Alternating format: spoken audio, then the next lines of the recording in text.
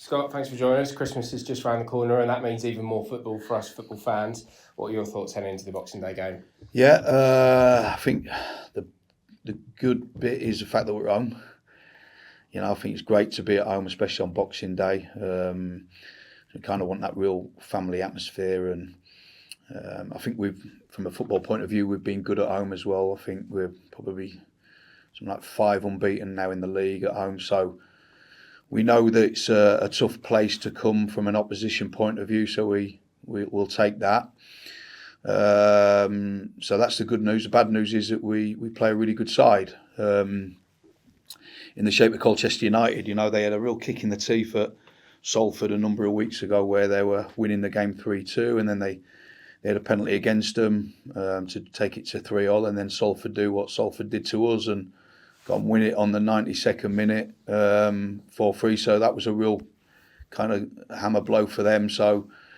But they reacted really well and played Newport at home last week, and I watched the game and I thought they were excellent in the game. Real good performance from Colchester. They're a team that want to dominate the ball. They want to play possession football, play through the thirds, fast attacking. In the game they scored around 30 seconds into the game, but was deemed offside the goal. But they were really aggressive in the game. They create a lot of chances. I think they're one of the highest goal scoring teams in the division as well, believe it or not. So we know they're going to be attacking threat. We know they've got some real threats regarding that, but they do want to dominate the ball. So it should be an interesting game.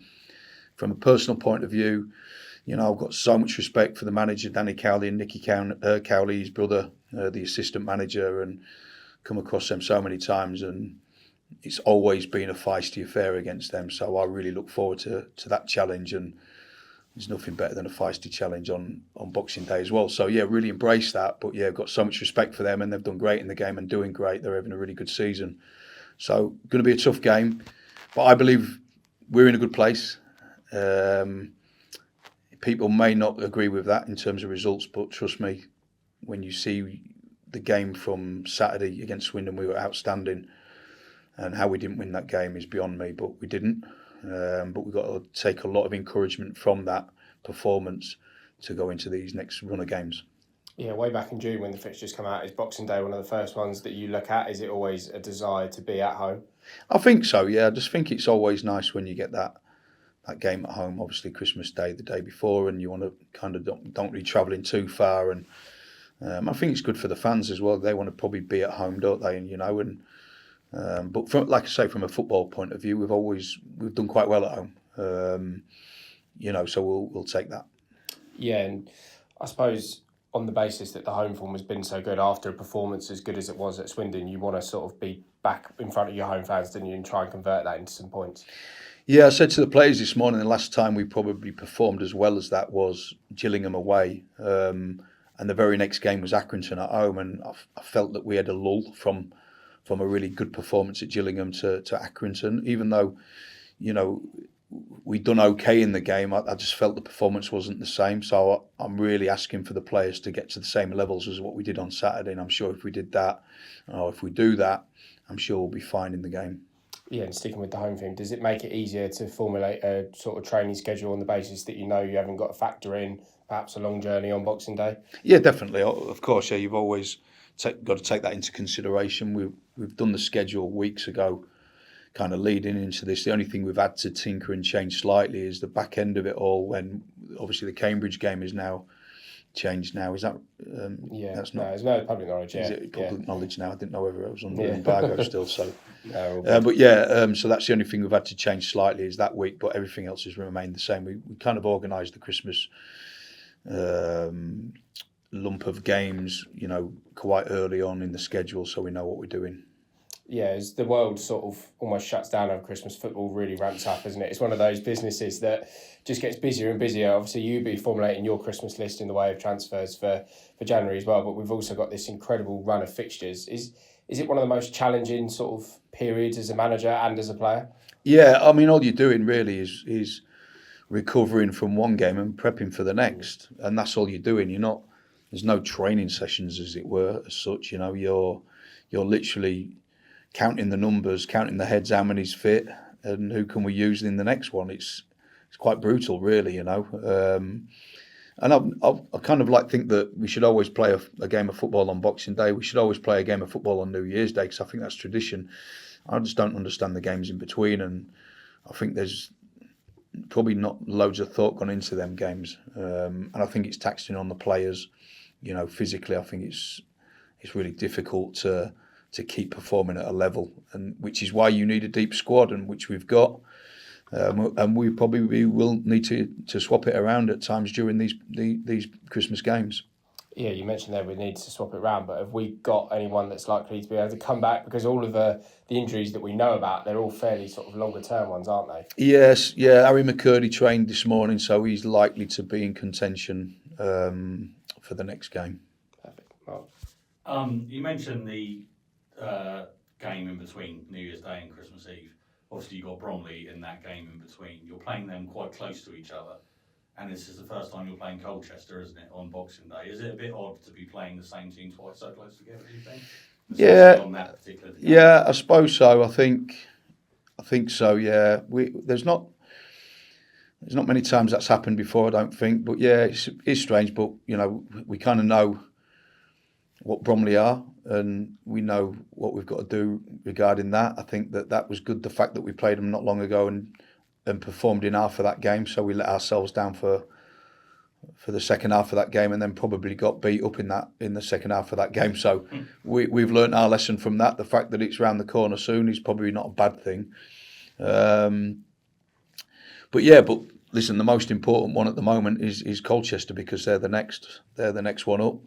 Like I said just now, they're a really good side. I think I've been really impressed with them. Yeah, and there's a couple of players you would have worked with.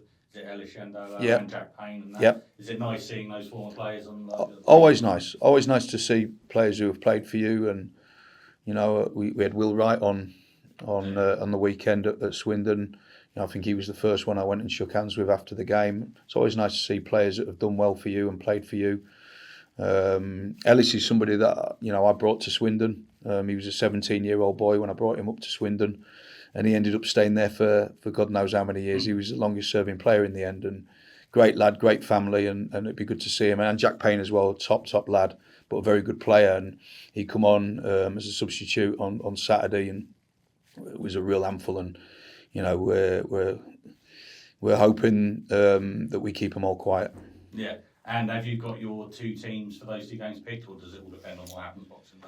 Yeah, I think going into this first game, which is probably, like I say, the most important one because it's the next one, we have to pick a team accordingly to attack them and to go for them, and then after that we kind of have to look at numbers and injuries and bits and pieces. But in my mind, I've got kind of who I think should play in the Bromley game already, but that, like I say, that might change depending on how we get on Boxing Day. Yeah, Ian Holloway called his side's performance minging on Saturday. He's one with words, isn't he? Would you take two minging performances over the next two games if you won 1-0 in both games? Oh yeah. Yeah. Performance won't matter. And not normally, if you ask me that question, I'd say no, but I think because of the way the results have gone at the moment, we've certainly not got what we've deserved in a lot of games, not just on Saturday, but in a lot of games we've not got what we've deserved. And certainly Saturday, I thought we were outstanding. I really did. I thought I was really pleased, and when I watched it back, we're even better. You know, we have a lot of the play. I thought we was very, very good, very composed. And do you know what pleased me more than anything is that we actually limited them to very, very little.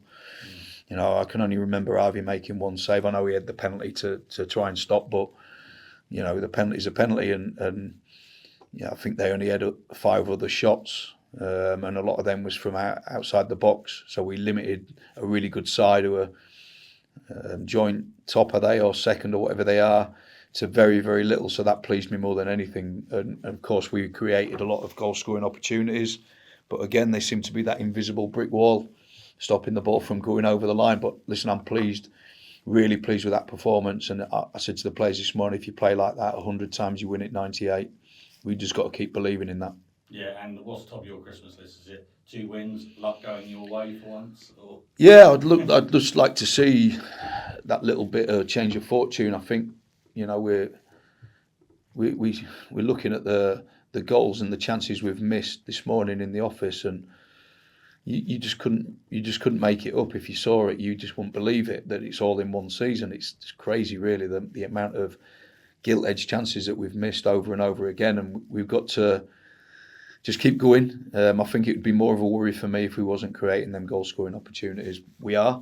Our XG is good. It's in a healthy position. We just got to make sure our goals for is in a healthy position. And at the moment, it doesn't match, and it needs to start matching. And I think the turn in fortune would be something that I would wish for. Yeah, and looking at January transfer, when it comes to the 1st of January, can we expect to see any new signings quite quick, or will it be a longer process, do you think? Yeah, I think it's a really good question. I think you never know.